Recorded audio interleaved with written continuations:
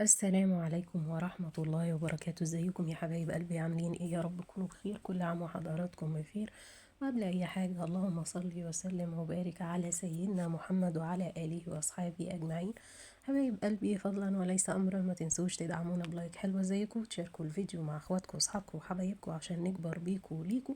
النهاردة ان شاء الله هنقول مع بعض تفسير رؤية سورة ابراهيم في المنام للإمام ابن سيرين. وحابة أذكركم أن تفسير الأحلام ما هو إلا اجتهادات، والله تعالى أعلى وأعلم. وتنسوش تدعوا لإخواتنا في فلسطين، ربنا ينصرهم نصر عزيز مقتدر ويرنا في من ظلمهم عجائب قدرته. وكمان ما تنسوش تدعوا لي بالعوض الجميل، ربنا يرزقنا ويرزقكم خير الدنيا والآخرة، قولوا آمين.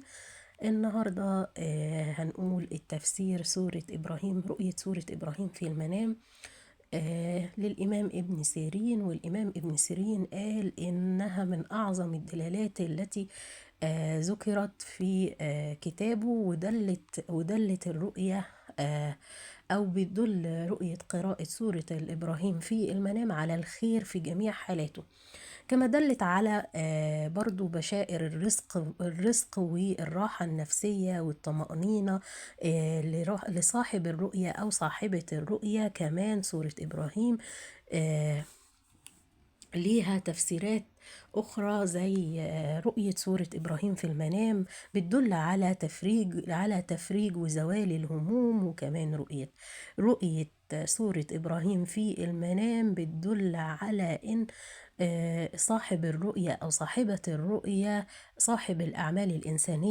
أعمال إنسانية، ولديه وبيخلص في عمله، أو بيكون من الأشخاص اللي بتتقن عملهم أو بتتقن عملها، والله تعالى أعلى وأعلم. وكمان تفسير رؤية سورة إبراهيم في المنام بتدل على الرزق الحلال والمال الوفير في الفترة المقبلة بأمر الله تعالى.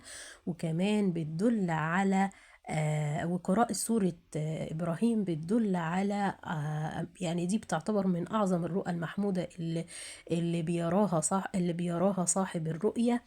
بتدل على صبره وتحمله والطمأنينة اللي بيتمتع بيها صاحب الرؤية. وكمان بتدل على قوة شخصيته والقدرة على مواجهة المصاعب والمشاكل، وكمان تخطيه الأزمات والعقبات اللي في حياته بحكمة وبصبر. وكمان بتدل على شفاء المريض وتفريج الكرب للمسجون أو الخلاص المسجون من سجنه، والله تعالى أعلى وأعلم. حبايب قلبي، وبتدل أيضا على فك أي تعثر، والله تعالى أعلى وأعلم. أشوفكم الفيديو الجاي على خير، دمتم في رعاية الله.